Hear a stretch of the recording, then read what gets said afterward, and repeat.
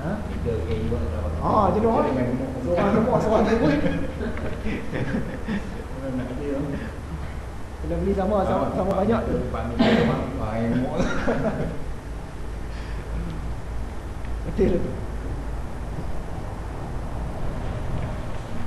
Okay, seterusnya. Kisah tentang Nabi Muhammad kahwin lebih tadi. Kita pernah buat satu kuliah khusus dulu nak jawab orientalis punya tuduhan. Dia kata Nabi Muhammad ni macam apa, terpengaruh dengan nafsu seks lah. Kahwin sampai 9 orang, sampai 11 orang. Bila campur dengan hamba sekali kan.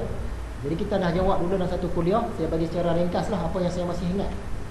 Mungkin 3 tahun sudah kan. Nabi Muhammad ni kalau kita nak kata betulkah dia ni satu orang gila seks? Jadi jawapan kita, yang pertama, Nabi Muhammad ni dia kahwin lewat. Zaman itu rata-rata orang Arab umur belah-belah kahwin. Nabi Muhammad 25 baru kahwin. Ini menunjukkan dia bukan terpengaruh dengan seks. Kemudian hujah yang kedua, Nabi Muhammad kahwin tu bukan dia yang pinang. Kan kita pun tahu Khadijah yang pinang dia. Kalau dia ni jenis nak perempuan, dia lah nak dulu kan. Tidak. Khadijah yang pinang. Isteri dia yang pertama, Khadijah itu pun tua pada dia, 40 tahun, dia 25 tahun. Kalau dia ni sebagaimana dituduh oleh orientalis ni, tentulah dia cari orang anak dan orang muda. Tak, dia kahwin orang lebih tua daripada. Kemudian bila Khadijah meninggal dunia, Nabi Muhammad kahwin lagi pun pertamanya atas saranan orang. Orang tanya, ya Rasulullah, engkau tak mau kahwinkan lagi? Kalau nak kahwin ada 2 orang pilihan, boleh kahwin tolong pinangkan. Orang yang tawarkan pada dia.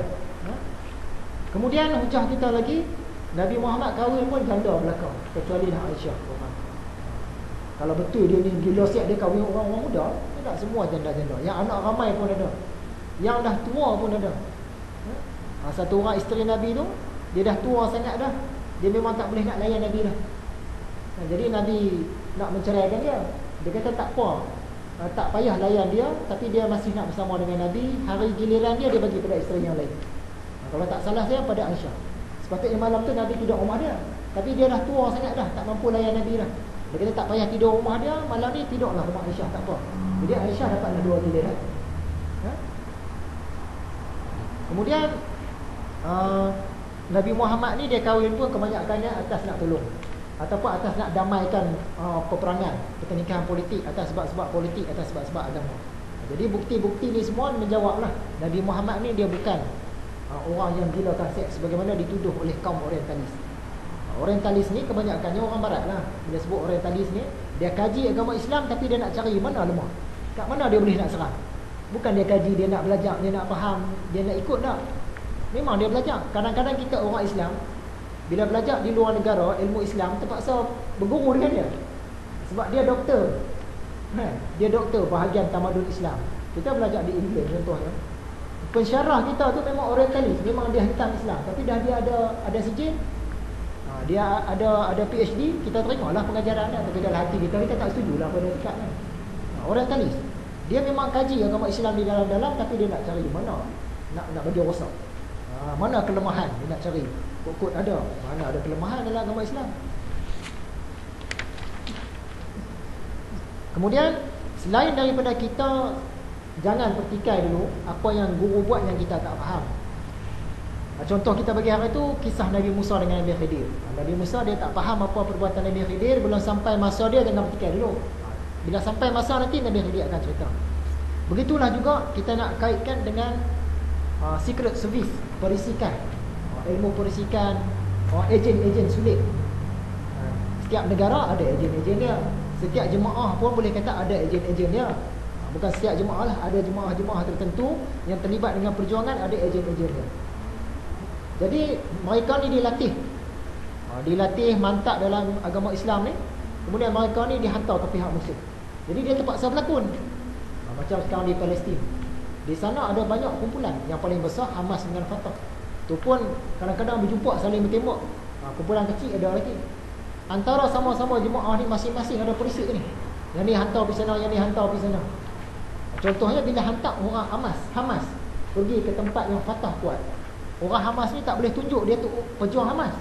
Dia kena jadi orang biasa. Kadang-kadang orang sana menari, dia pun kena menari. Jadi kita yang biasa berkenal dengan dia, kita kata apa ustaz ni lari ni.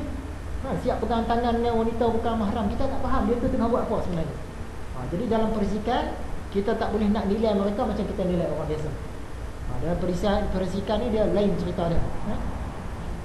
Cara nak menilai tu tak boleh sama. Jadi kalau kita baca cerita-cerita persikan ni menariklah. Daripada zaman Nabi Muhammad pun ada dah. Zaman Nabi Muhammad pun ada. Zaman Sultan Salahuddin Al-Ayyubi, zaman Sultan Muhammad Al-Fatih, zaman Ikhwanul Muslimin ditindas dulu. Dia ada perisik-perisik dia. Saya ada sembang satu orang ulama tanah, ulama Melayu. Dia ni ulama pondok. Jadi dia pasal politik ni dia tak tahu. Pasal perang Star Wars, perang di angkasa lepas apa dia tak tahu. Pasal jemaah-jemaah haraki ni dia tak tahu. Jadi dia bertikai. Dia kata kumpulan Ikhwanul Muslimin ni bagi dia tak bagus lah. Sebab dia kata ulama-ulama dia pun cukur janggut.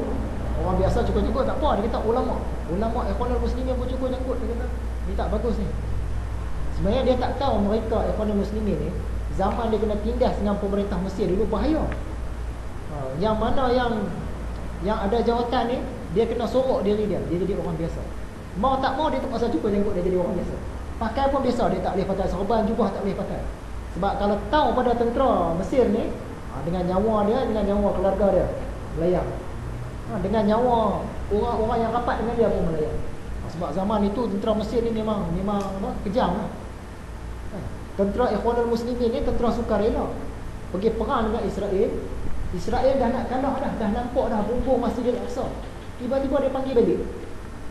Yang askar dia duduk belakang, askar Mesir. Yang tentera sukarela, orang-orang biasa ni tentera sukarela, petani-petani, pekerja-pejabat sukarela Ikhwanul Muslimin pergi perang dengan Israel. Dah nak menang dah, dia panggil balik.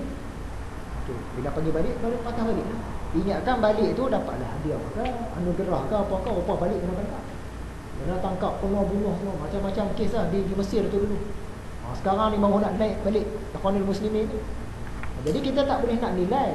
Walaupun orang tu ulama dalam Ikhwanul Muslimin, tiba-tiba dia cukur janggut. Tiba-tiba dia tak pergi sembahyang berjemaah. Sebab itu bahaya bagi dia masa tu. Kalau dia pergi tu memang kena.